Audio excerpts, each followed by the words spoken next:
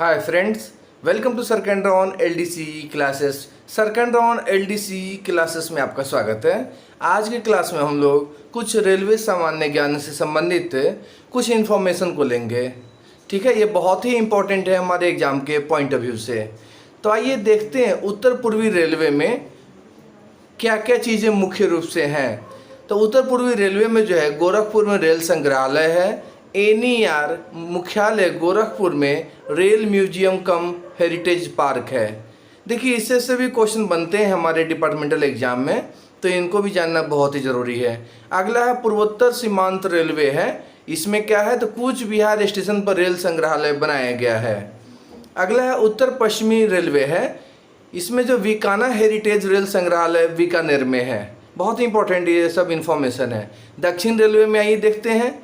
दक्षिण रेलवे में क्षेत्रीय रेल संग्रहालय है, आईसीएफ है चेन्नई में। मेट्रोपोलियम रेल संग्रहालय सेलम डिवीजन में है और त्रिची में रेल संग्रहालय है। बहुत इंपॉर्टेंट है, यहाँ से भी हमारे ऑब्जेक्टिव डिपार्टमेंटल एग्जाम में बनते हैं।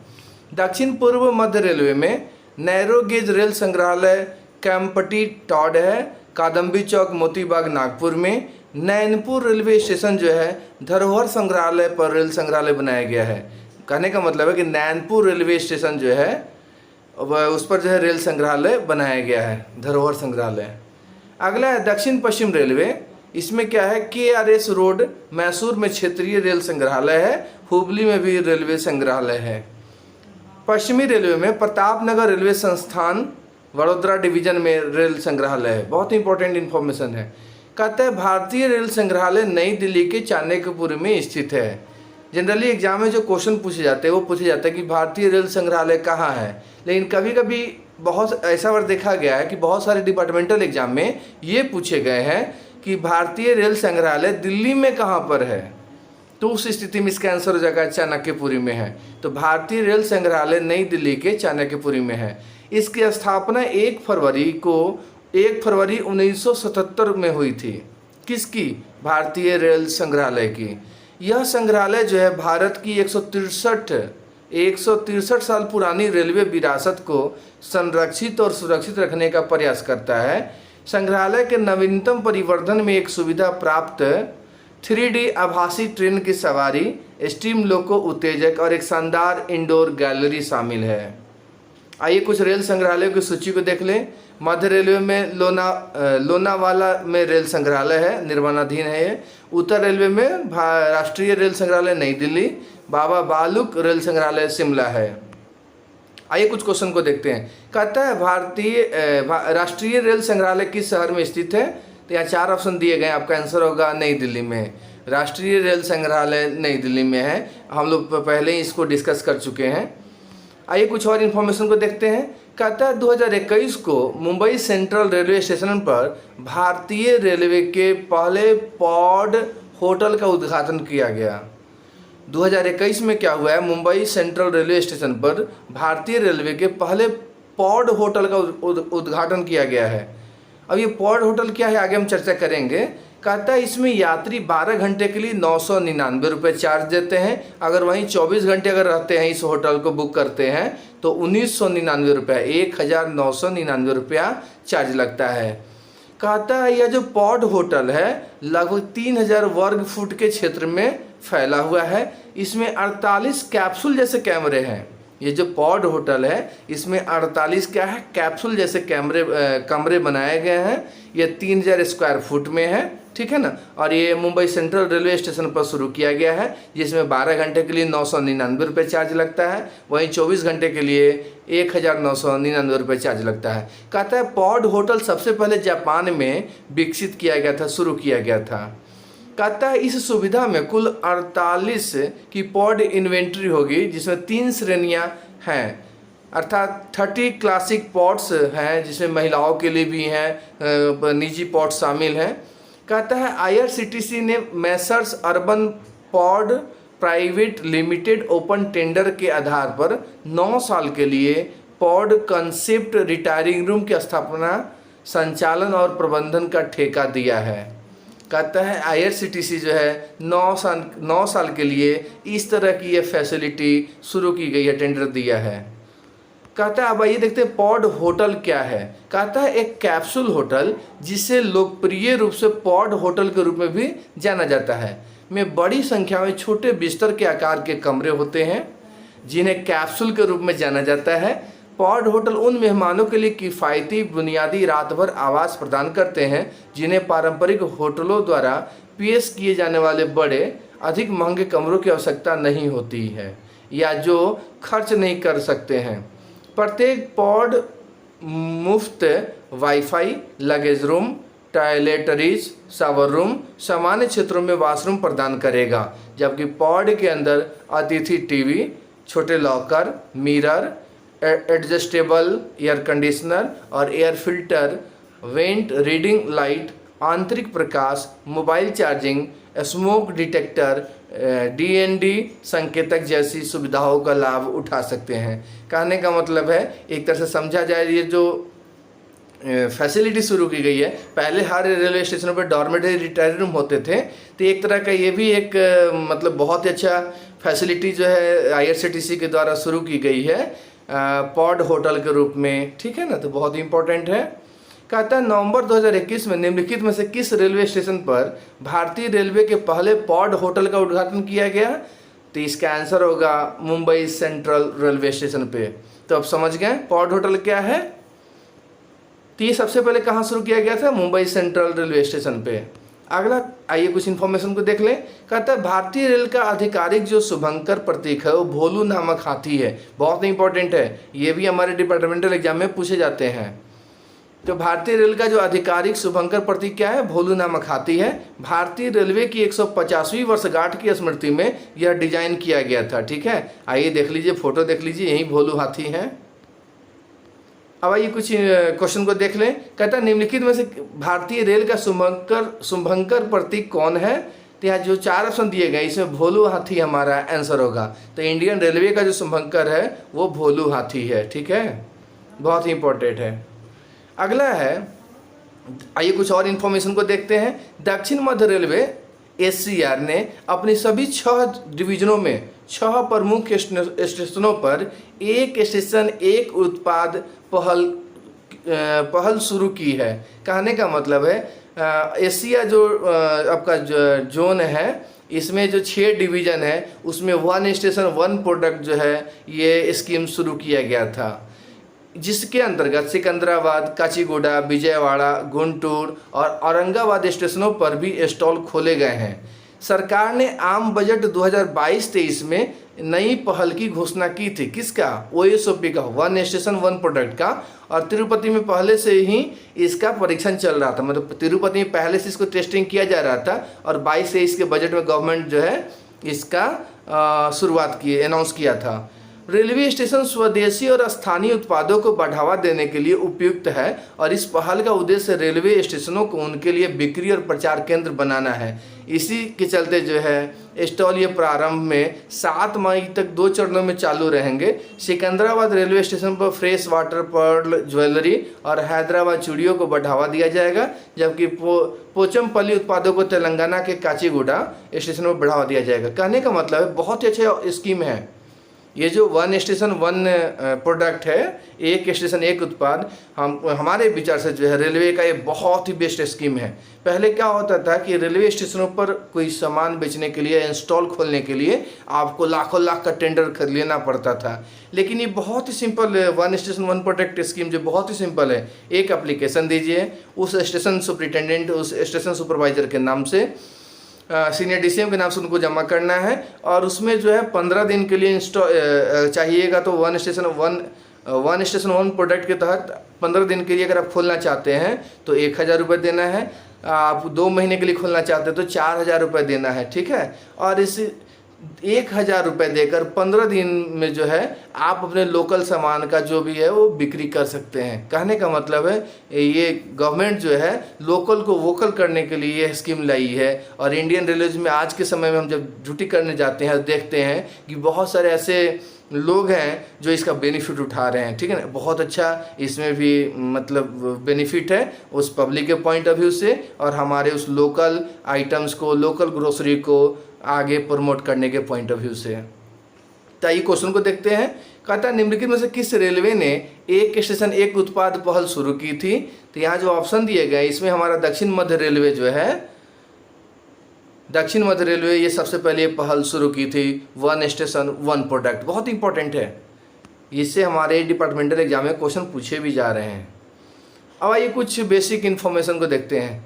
कहता है जैसे उत्पाद इकाई है, पेराम्बूर में रेल कोच है, भिलाई में रेल और स्लीपर कार है, टाटा नगर में मीटर गेज स्टीम लोकोमोटिव्स है, चितरंजन लोकोमोटिव्स वर्क्स जो है वहाँ भाप और विद्युत इंजन है, डीजल लोकोमोटिव वर्क्स वाराणसी में डीजल लोकोमोटिव बनते हैं, व्हील एक्सल प्लांट जो है बेंगलोर में वहाँ व्हील एक्सल प्लांट है, रेल कोच फैक्ट्री जो कपूरथला पंजाब में वहाँ रेल कोच बनता है, सवारी डिब्बा कारखाना चेन्नई में जहाँ कोचिंग स्टिक है, भारत अर्थ मूवर्स लिमिटेड बेंगलोर में, दिल्ली मेट्रो रेल कॉरपोरेशन के लिए रेल कोच तैयार करते हैं, दुर्गापुर और यलहंका है वहाँ पे व्हील एक्सल प्लांट है, डीजल कंपोनेंट वर्क्स पटियाला में है जहाँ डीजल घटक और भाप है।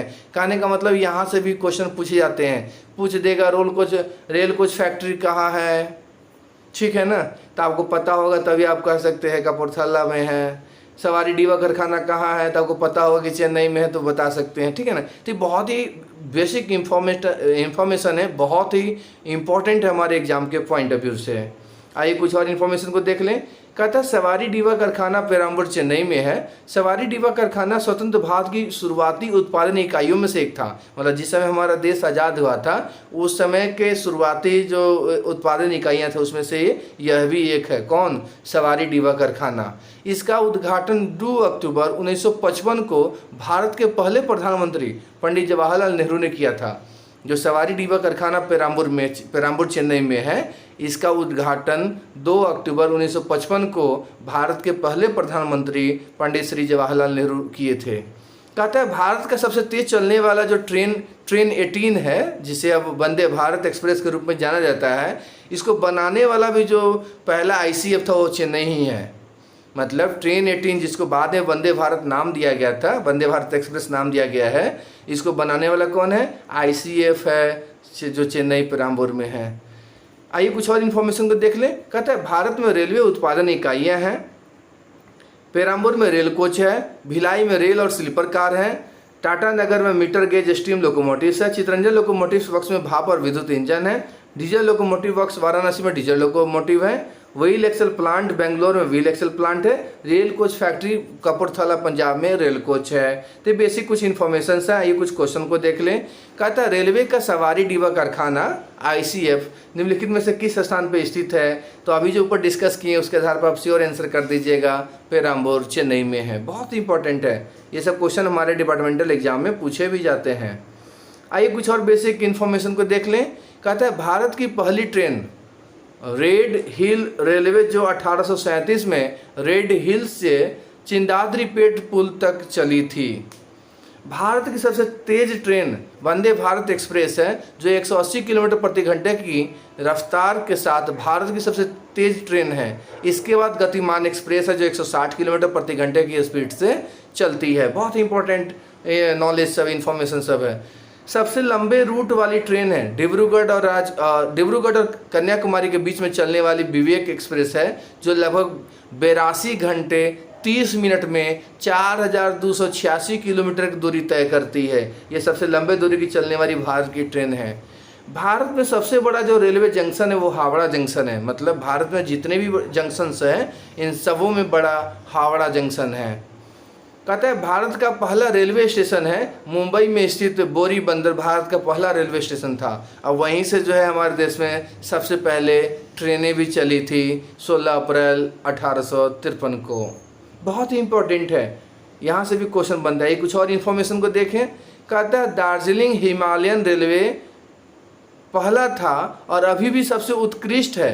भारत में एक पहाड़ी यात्री रेलवे का एक उदाहरण है जो 1881 में खोला गया था। कहने का मतलब है दार्जिलिंग हिमालयन रेलवे जो है ये 1881 में खोला गया था।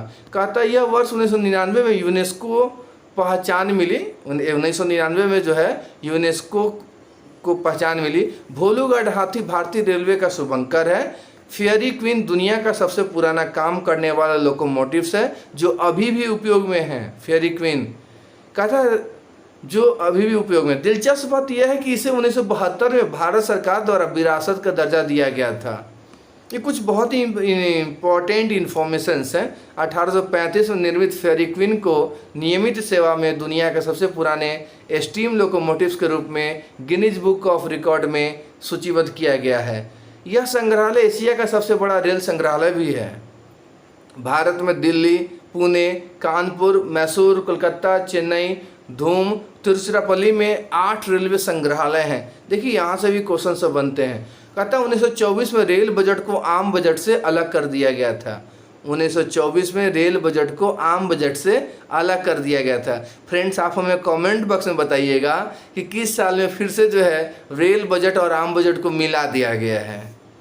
कहता है आम बजट से रेल बजट का पृथक्करण एकवर्ट समिति की सिफारिश पर किया गया था। ठीक है, बहुत ही इंपॉर्टेंट है। आइए कुछ और इन्फॉर्मेशन देख लें। कहता है भारतीय रेलवे के बारे में लॉर्ड डलहौजी को भारतीय रेल का जनक कहा जाता है। भारत के पहले रेल मंत्री जॉन मथाई थे। भारतीय उपमहाद्वीप पर पहला रेलवे बॉम्बे से थाने तक 21 मील की दूरी पर चला था। बॉम्बे को थाने, कल्याण और थाल और भोरे घाटे से जोड़ने के लिए रेलवे का विचार पहली बार 1843 में भांडुप की यात्रा के दौरान बॉम्बे सरकार के मुख्य अभियंता श्री जॉर्ज क्लार्क को हुआ था। पहला औपचारिक उद्घाटन समारोह 1853 में किया गया था, जो सब कोई जानते हैं। दक्षिण में पहली बार जो लाइनें हैं वो 1856 में खोली गई थी। तो फ्रेंड्स, आप हमें कमेंट बॉक्स में बताइएगा कि दक्षिण भारत में, साउथ इंडिया में जो पहली बार ट्रेनें 1856 में चलाई गई थी वो कहाँ से कहाँ तक चली थी। बहुत इंपॉर्टेंट है। आइए कुछ और बेसिक देख लें। कहता है दार्जिलिंग हिमालयन रेलवे पहला था और अभी भी सबसे उत्कृष्ट भारत में एक पहाड़ी यात्री रेलवे का उदाहरण है, जो 1881 में खोला गया था। तो ये रिपीट क्वेश्चन हो गया। आइए क्वेश्चन को देख लेते हैं। कहता है भारत में किस गवर्नर जनरल के शासनकाल में रेलवे लाइन की स्थापना की गई थी? तो इसका आंसर अब हम उम्मीद करते हैं कि आप बता दीजिएगा। इसका आंसर होगा लॉर्ड डलहौजी। लॉर्ड डलहौजी के समय में जो है रेलवे लाइन की स्थापना की गई थी, इसीलिए लॉर्ड डलहौजी को फादर ऑफ इंडियन रेलवेज कहा जाता है। आइए कुछ और बेसिक इन्फॉर्मेशन को देखें। कहता है मणिपुर राज्य को असम के रास्ते त्रिपुरा से जोड़ने वाला पहली जनशताब्दी एक्सप्रेस ट्रेन 8 जनवरी 2022 को शुरू हुई थी। मणिपुर राज्य को असम के रास्ते त्रिपुरा से जोड़ने वाला पहला जो जनशताब्दी एक्सप्रेस है उसका शुरुआत 8 जनवरी 2022 को हुआ था। कहता है रेल, संचार, इलेक्ट्रॉनिक्स और सूचना प्रौद्योगिकी मंत्री अश्विनी वैष्णव ने ट्रेन को हरी झंडी दिखाई थी। बहुत इंपॉर्टेंट है। कहता है ट्रेन की यात्रा के समय को आधा कर देगी, क्योंकि 300 किलोमीटर की दूरी तय करने में लगभग 12 घंटे के समय की बजाय अब लगभग कितने घंटे लगते हैं? 6 घंटे लगते हैं। आइए कुछ और इम्पोर्टेंट पॉइंट्स को देख लें। कहता है जनशताब्दी एक्सप्रेस ट्रेन 2 टर्मिनल स्टेशनों जिमीराम और अगरतला के अलावा सिलचर, बदरपुर, न्यू करीमगंज, धर्मनगर और अम्बासा जैसे कुछ महत्वपूर्ण और ऐतिहासिक शहरों को जोड़ेगी। कौन? ये शताब्दी एक्सप्रेस। कहता है यह सेवा तीनों राज्यों सहित इस क्षेत्र में व्यापार, पर्यटन और परिवहन क्षेत्र को गति प्रदान करेगी। बहुत इंपॉर्टेंट है। कहता है वर्तमान में मणिपुर और त्रिपुरा के बीच कोई सीधी ट्रेन नहीं है और केवल एक ट्रेन अगरतला और सिलचर के बीच में चलती है। आइए क्वेश्चन को देख लें। कहता है असम के माध्यम से किस राज्य को त्रिपुरा से जोड़ने वाली पहली जनशताब्दी एक्सप्रेस ट्रेन जनवरी 2022 में शुरू की गई थी? तो इसका आंसर होगा ऑप्शन डी, ऑप्शन 4 मणिपुर। मतलब मणिपुर त्रिपुरा को असम के रास्ते जोड़ने वाला यह ट्रेन शुरू किया गया है। आइए कुछ और बेसिक को देख लें। कहता है अब से भारतीय रेलवे के केवड़िया स्टेशन का नाम एकता नगर रेलवे स्टेशन रखा गया है। भारतीय रेलवे के एक केवड़िया स्टेशन है जिसका नाम अब एकता नगर रेलवे स्टेशन रखा गया है। रेल मंत्रालय ने स्टैच्यू ऑफ यूनिटी के पास स्थित स्टेशन के नाम बदलने को मंजूरी दे दी है। यह वडोदरा डिवीजन के अंतर्गत आता है। एकता नगर रेलवे स्टेशन का स्टेशन कोड EKNR होगा और स्टेशन का न्यूमेरिकल कोड 08224620 होगा। आइए कुछ और इम्पोर्टेंट पॉइंट देख लें। कहता रेल मंत्रालय के अनुसार केवड़िया रेलवे स्टेशन पर आने वाली आर्ट गैलरी गुजरात राज्य के साथ साथ भारत के विभिन्न कला और शिल्प रूपों को प्रदर्शित करेगी। स्टेशन पर आर्ट गैलरी स्थापित की जाएगी और साथ ही एक निजी पार्टी द्वारा संचालित की जाएगी। जिसकी भारतीय रेलवे को 24.7 लाख रुपए की आय और 2.83 करोड़ रुपए की संभावित आय होगी। बहुत इंपॉर्टेंट है। आइए क्वेश्चन देख लें। कहता है जनवरी 2022 में निम्नलिखित में से किस रेलवे स्टेशन को एकता नगर रेलवे स्टेशन के नाम से जाना जाएगा? तो यहाँ जो ऑप्शन दिए गए इसमें आंसर हो जाएगा Kevadia railway station. Kevadia railway station का नाम अब एकता नगर रेलवे स्टेशन हो गया है। आइए कुछ और इन्फॉर्मेशन देख लें। कहता है भारत के मध्य रेलवे जोन का मुख्यालय मुंबई में स्थित है। मध्य रेलवे जोन भारतीय रेलवे के सबसे पुराने जोन में से एक है, जिसकी स्थापना 1951 में की गई थी। मध्य रेल जोन महाराष्ट्र राज्य के एक बड़े हिस्से और मध्य प्रदेश कर्नाटक के कुछ हिस्सों को शामिल करता है। कौन? मध्य जोन। मुंबई एक प्रमुख महानगरीय शहर और भारत की वित्तीय राजधानी होने के नाते देश के रेलवे नेटवर्क में महत्वपूर्ण भूमिका निभाता है। कहता है मध्य रेलवे जोन मुंबई में छत्रपति शिवाजी महाराज टर्मिनल जो है सहित कई प्रमुख रेलवे स्टेशनों के संचालन के लिए जिम्मेदार है। बहुत इंपॉर्टेंट इंफॉर्मेशंस हैं। कहता है एक अभूतपूर्व कदम उठाते हुए मध्य रेलवे का न्यू अमरावती स्टेशन भुसावल प्रभाग में पहला स्टेशन और मध्य रेलवे का तीसरा स्टेशन बन गया है। इसका प्रबंधन पूरी तरह से महिला कर्मचारी द्वारा किया जाएगा। इसे पिंक स्टेशन के रूप में भी जाना जाता है। भारत के इस मध्य रेलवे जोन का मुख्यालय कहाँ स्थित है? इसका आंसर होगा मुंबई में। देखिए बहुत ही इंपॉर्टेंट है। ये देखिए ये जो स्टेशन है न्यू अमरावती स्टेशन जो है पूर्णतः महिला कर्मचारी द्वारा हैंडल किया जा रहा है। आइए कुछ और इन्फॉर्मेशन को देखते हैं। कहता स्वचालित ट्रेन सुरक्षा ट्रेन की गति को नियंत्रित करने और स्वचालित रूप से ब्रेक लगाकर टकराव को रोकती है, इसीलिए कथन 2 सही है। सुरक्षा विशेषताएं सामने से, पीछे से और बगल से टकराव से सुरक्षा खतरे में सिग्नल पास होने से रोकता है। CBTC प्रौद्योगिकी सटीक गतिविधियों के लिए ट्रेनों और नियंत्रण केंद्रों के बीच वास्तविक समय संचार का उपयोग करती है। कवच प्रणाली को कुल रेलवे नेटवर्क के केवल 2.14% पर तैनात किया गया है, 50% से अधिक नहीं है, इसलिए कथन एक गलत है। देखिए अब ये क्वेश्चन पूछा गया है, इसको जाइए थोड़ा इन्फॉर्मेशन देख लें। कहते वर्तमान स्थिति यही देखते हैं। कहते कवच को दक्षिण मध्य रेलवे में 1465 वर्ग किलोमीटर पर तैनात किया गया है, जो 68,426 वर्ग किलोमीटर के कुल रेलवे नेटवर्क का सिर्फ 2.1% है। सुरक्षा उपाय कवच एक महत्वपूर्ण सुरक्षा उपाय है जिसे रेल दुर्घटनाओं को रोकने के लिए बनाया गया है, जो रेलवे सुरक्षा के बारे में हाल की चिंताओं को देखते हुए अत्यंत महत्वपूर्ण है।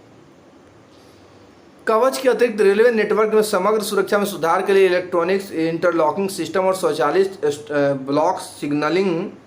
भारतीय रेलवे में कवच प्रणाली के संबंध में निम्नलिखित कथनों पर विचार करें। यह क्वेश्चन पूछा गया है, इसका आंसर जो हो जाएगा वह हो जाएगा कथन 2 और 3 सही है। 2 और 3 यही देख लें कवच के बारे में। कवच के 2 कहता है कवच प्रणाली स्वचालित रूप से ब्रेक लगाकर ट्रेन टकराव को रोकने में मदद करती है, सही है। कवच को रेल मंत्रालय द्वारा जुलाई 2020 में राष्ट्रीय ATP प्रणाली के रूप में अपनाया गया था, ये भी बात सही है। तो 2 और 3 सही है। आगे क्वेश्चन है, आइए कुछ इन्फॉर्मेशन देख लें।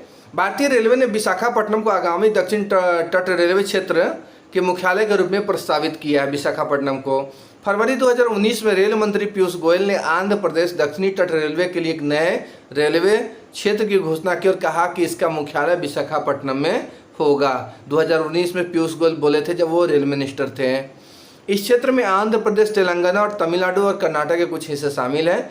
नए जोन में मौजूदा गुंटकल, गुंटूर और बिजावाड़ा वाल्टर डिवीजन शामिल है। कहने का मतलब नए जो जोन है इसमें गुंटकल है, गुंटूर है और बिजावाड़ा है, जो वर्तमान में दक्षिण मध्य रेलवे के अंतर्गत आते हैं। आइए कुछ और इन्फॉर्मेशन देख लें। कहता है दक्षिण मध्य रेलवे में हैदराबाद, सिकंदराबाद और नांदेड़ विभाग शामिल होंगे।